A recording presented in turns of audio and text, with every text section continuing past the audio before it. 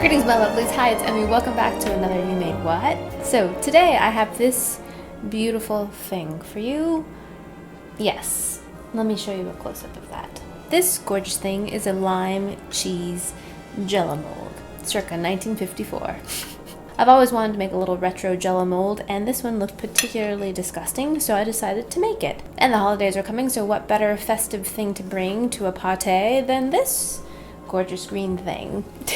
A little history about gelatin. I guess in the 1950s it was all about molding foods into shapes that were very round and linear and square, and so very unnatural. So there are a lot of atrocious looking dishes. So I wanted to make them, A, to see how atrocious they are in real life, and B, how they tasted. Let's go in the kitchen and I'll show you how I made this gorgeous thing. So begin by lightly oiling a 1-quart ring mold with some vegetable oil. Then in a large bowl, empty 2 3-ounce packages of lime Jello. Then add 1 cup of boiling water to the Jello and stir until completely dissolved. How's it smell? Good.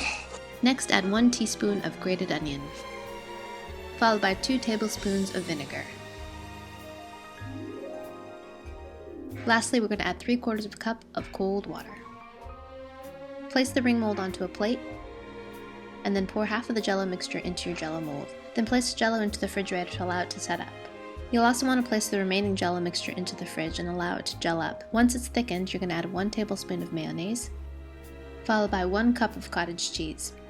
Blend this really well. By this time, your clear Jello should have set up. You don't want it to be completely firm, just a little bit tacky. And then place your cheese mixture right on top. Refrigerate overnight or until completely firm. When you're ready to unmold, place the mold into a warm bath for 10 seconds, invert onto a plate, and lift. And there you have a beautiful lime cheese Jello. So now that I've made this gorgeous thing, let's see how it tastes, because in the end, that's what I'm most curious about. I have to say, it doesn't smell that appetizing because you smell vinegar. So it smells kind of pickled and sweet, kind of like relish.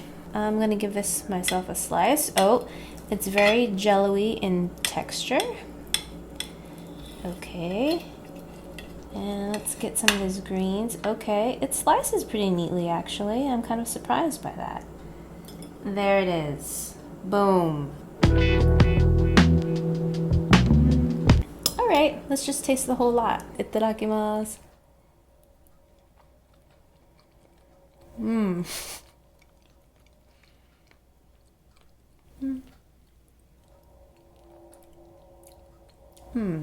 It's not too bad, but it's not delicious. It has a really repulsive texture. So when you first bite into it, you've got this kind of gelatinous jelly texture that is similar to like really good pork belly, nice and unctuous, but without all the yummy, fatty, porky flavor.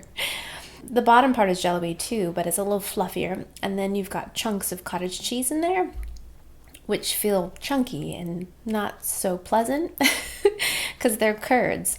And it does taste like lime Jello, but the predominant flavor is onion. So you get this kind of oniony vinegared flavor along with lime.